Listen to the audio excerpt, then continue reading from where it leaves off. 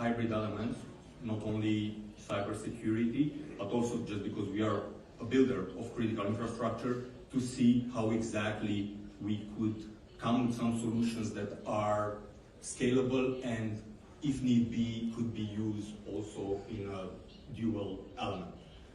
As a manufacturing facility, ourselves, as many other manufacturing companies in Romania and constructors, we are also potential overflow backup facilities, production facilities for various subcomponents and sub-assemblies.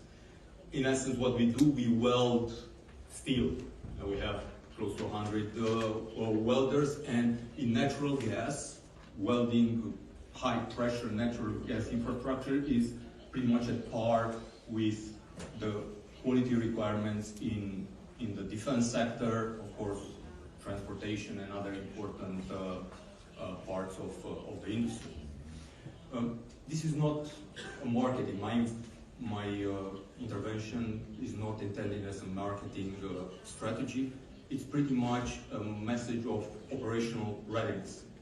I do not talk on behalf of the many Romanian companies with domestic ownership, with a long history, and right now that are preparing for pretty much the next decades.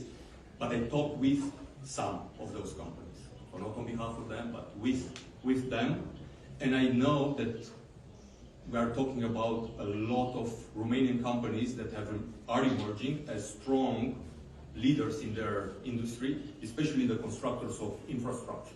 So not only natural gas, but also electricity, and there are a lot of opportunities also in Romania. But we have to be open to assist our neighbors from Ukraine, and I believe that our approach as local entrepreneurial businesses is very constructive.